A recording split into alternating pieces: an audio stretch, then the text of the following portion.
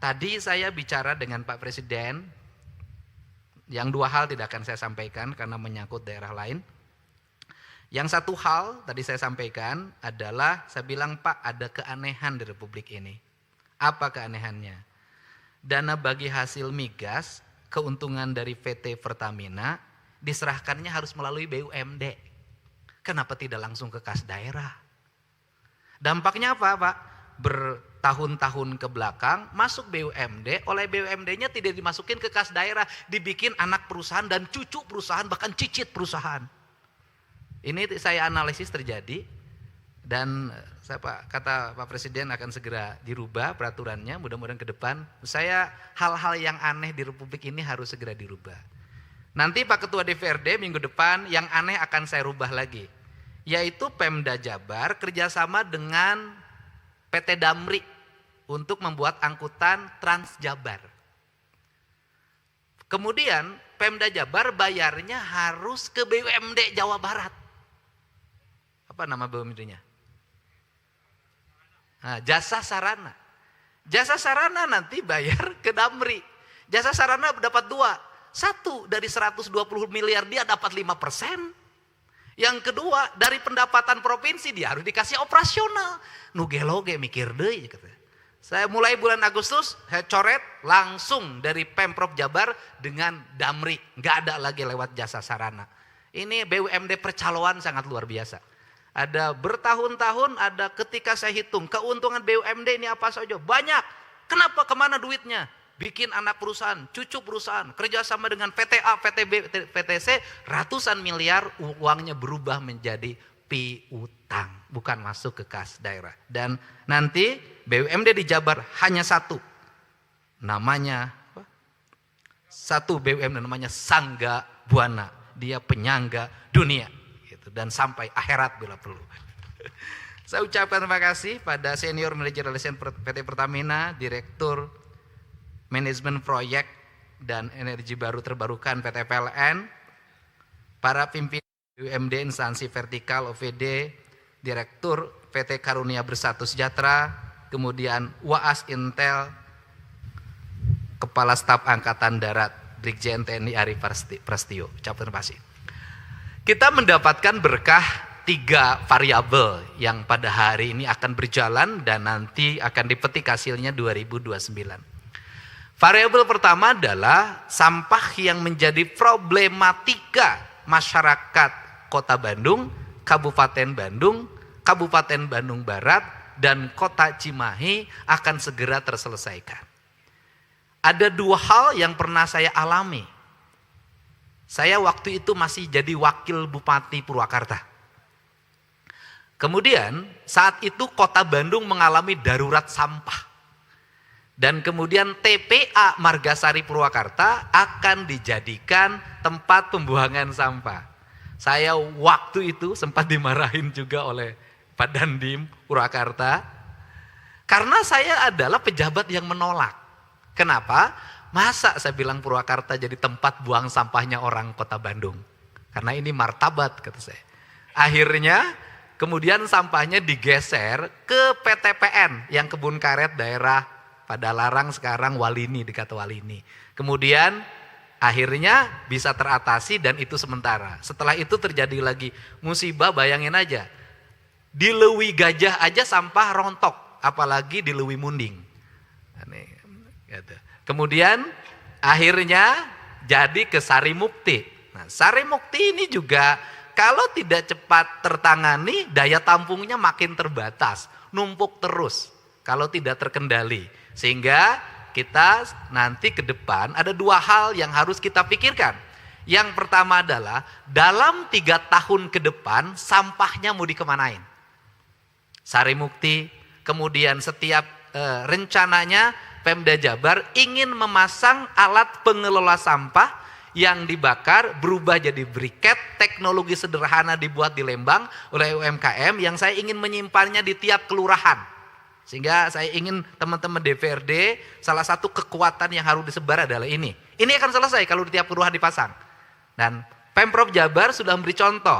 Di Gedung Sate, tidak ada lagi problem sampah, 5 ton sehari berubah menjadi briketnya dikirim kemana-mana. Ini sudah selesai. Itu yang jangka pendek. Yang jangka panjang tentunya legok nangka ini legok itu artinya saya jelaskan, legok itu artinya daerah cekungan. Nangka itu adalah pohon yang menghasilkan buah bergetah tapi harum. Gitu.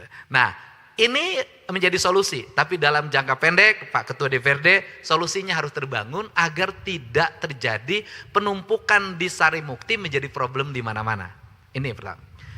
Kemudian yang kedua, berkahnya adalah kita akan mendapatkan energi listrik yang tentunya memberikan sumbangsi bagi kekuatan PLN untuk memiliki energi besar bagi kehidupan industri. Saya boleh menyampaikan, ini saya agar industri listrik berhubungan erat dengan investasi. Salah satu problem investasi di Jawa Barat, karena saya setiap hari ngurusin ini, adalah listrik, Pak. Listriknya apa problemnya? Urusan tanah sudah selesai, IMB sudah selesai, tetapi problemnya adalah investasi masuk, perusahaan harus mengeluarkan biaya untuk membangun gardu, menarik kabel. Saya contoh kemarin di Purwakarta saya dialog panjang. Satu investasi bangun kawasan di kawasan industri, beli tanah di kawasan industrinya hanya 15 miliar. Tapi dia tarik kabel ke gardu Cikumpai 17 miliar biayanya. Sehingga saya Pak Dedi, gimana ini? Kok satu ini mahal? Saya boleh, kalau mudah-mudahan nanti saya sampaikan juga ke Pak Presiden dan Mensesnek, daripada dana pemerintah Provinsi Jawa Barat misalnya dihibahin pada hibah yang tidak tepat, itu kadang ratusan miliar, saya lebih memilih Pemprov Jabar berinvestasi di PLN, membangun jaringan listrik untuk memberikan layanan investasi terhadap para investor. Agar investor tidak mengeluarkan lagi biaya-biaya di luar kepentingan investasi. Kalau kita berinvestasi 500 miliar, menghasilkan 100.000 tenaga kerja, pajak, perputaran ekonomi, infrastruktur, balik lagi orang bayar menjadi kas daerah. Saya minta izin di perubahan ini, ingin memasukkan itu sebagai bagian dari investasi. Kalau Pemprov Jabar berhasil membangun kerjasama dengan PLN untuk berbagai infrastruktur energi yang dibutuhkan, maka Jawa Barat akan diburu oleh para investor lebih banyak lagi. Nah, kenapa? Nah, problemnya adalah setelah mereka berinvestasi, membangun perangkat ketenaga listrikan untuk lingkungan industri, biayanya besar, besoknya ketika listriknya ngalir, bayarnya tetap tidak dikasih diskon. Kalau itu dikasih diskon untuk jangka panjang, dipotong dalam diskon biaya listriknya, mungkin dia juga mau, tidak ada masalah. Dia tidak dikasih diskon, tapi asetnya menjadi aset PLN. Kan ini hal yang harus cepat diambil keputusan untuk, saya ngomongnya, kepentingan investasi di Jawa Barat. Nah, bicara kepentingan investasi ini, nalarnya jangan dirubah-rubah, Pak. Nalarnya begini. Isu PHK 6.000 orang itu menjadi isu besar headline. Padahal yang di PHK 6.500, yang masuk BYD saja sekarang 9.000 plus di tempat lain. Jadi kalau ada PHK 5.000, masuk 100.000 ya jangan ribut.